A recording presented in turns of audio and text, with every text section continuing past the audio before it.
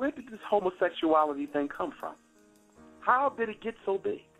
How did it explode in the 21st century? By most estimates, homosexuals are only about 15 to 20% of the entire United States population and global population.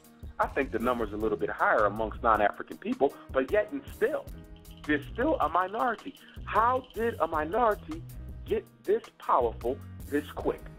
Whenever you look at the political underpinnings of any minority movement that gets real powerful real quick, you know what?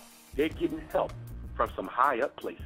The homosexual movement, Sister Nikki, is being supported by the Rockefeller World Population Council. It's being supported by Planned Parenthood International. It's being supported by the Bilderbergs. It's being supported by all of the population control groups and population control junkies all across the world. And guess who is one of the #1 population control junkies in the world? He happens to be the richest man in the world. That's right, Mr. Bill Gates, whose father, Bill Gates, who's all in Africa, and it got you thinking on Channel 10 that Bill Gates is trying to help the poor darkies. Bill Gates is not trying to help the poor darkies.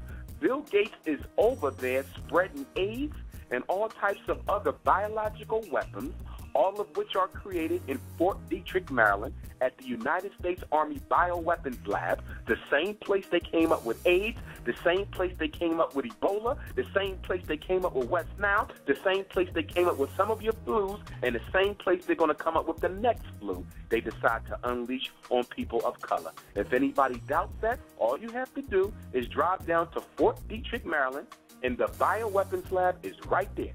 It's in the heart of the town. It's heavily guarded by United States military. You will not be able to get in, but you can drive by it. That's where they create all of the weapons that they are using to depopulate our race. Now, in 1972, the Rockefeller World Population Council and Planned Parenthood International, and for those who don't know about John D. Rockefeller, the patriarch of the Rockefeller clan, he himself, Sister Nikki, personally financed more than 200 different eugenics and population control groups.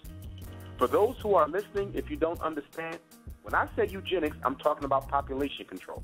When I say population control, I'm talking about eugenics. They are one and the same. The word eugenics was coined by a racist white psychologist. His name was Francis Galton. He is considered the father of the European study of individual differences, and he was the cousin to Charles Darwin, another racist. He came up with the word eugenics, which means good stock, or the selective breeding of white people for global domination and the total extermination of African people. We got to be clear. So eugenics, population control, they are synonyms. They mean the exact same thing. So in 1972, they said, you know what? We got to find a way to reduce the exploding black population rate, not just in America, but all across the world. So what did they say? They said that one of the best ways we can do this is by the free and open practice of homosexuality.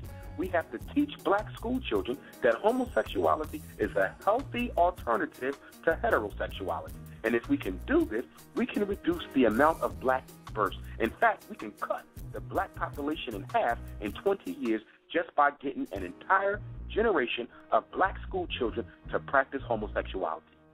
But there was one problem. What was the problem? The problem, Sister Nikki, was at the time, according to the American Psychiatric Association, homosexuality was a what? Mental disorder. It was a sickness. It was a form of pathology. So how in the hell are you going to freely propagate a mental disorder? You can't do that. Can you freely propagate depression as something good? Can you propagate schizophrenia as something good? Of course you can. So how are you going to propagate homosexuality as something good? You can't unless what? Unless you get the American Psychiatric Association to do what? Take it out of the book of mental disorders. So guess what happened? In 1973, at the American Psychiatric Association annual convention, guess what? They voted to get homosexuality taken out of the DSM. Homosexuality was considered a mental disorder, Sister Nikki, all the way up until 1973, 38 years ago. All of a sudden, it was taken out of the book. And when you read the position paper on homosexuality, the American Psychiatric Association tells you clearly, we did not take this out because we had proof that people are born gay. We didn't do it. And so that was in 73. They took homosexuality out of the DSM. In 1974, the sixth printing of the DSM, that's when homosexuality for the first time was not listed.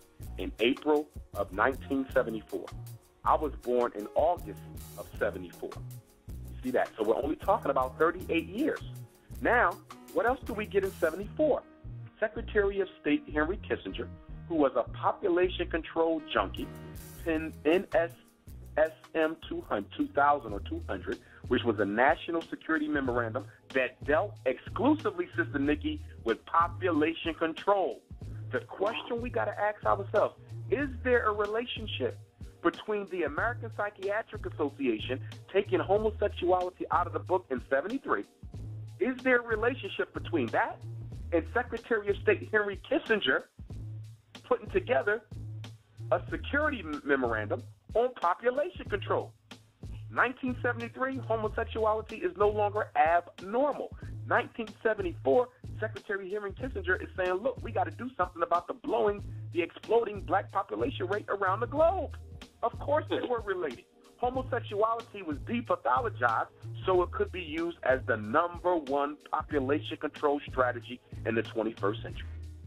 And so in 38 years, Sister Nikki, with the backing of the government and the backing of the Rockefellers and the backing of Planned Parenthood and the backing of the APA, homosexuality has become what it is today. Now, let me say this, because I know I got my vegan and my vegetarian and my healthy brothers and sisters out there. And we love them because they're showing us how to eat right. But I want to be clear about something.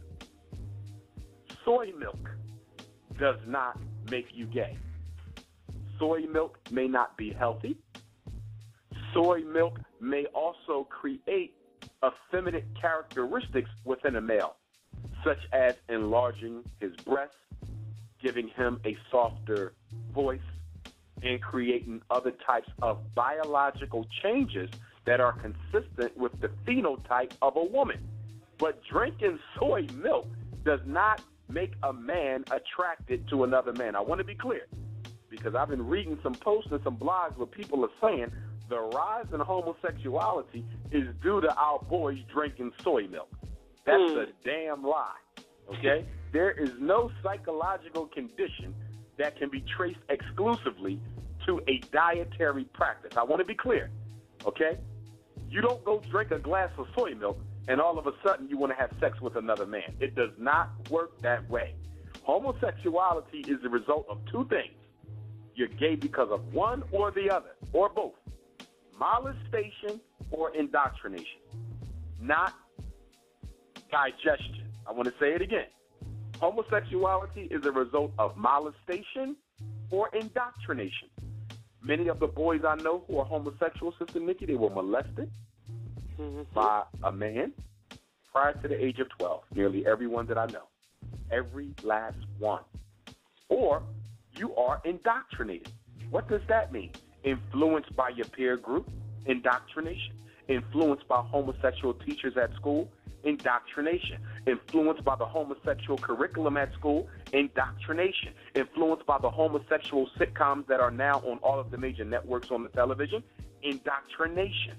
Influenced by President Obama, who is a homosexual junkie, indoctrination.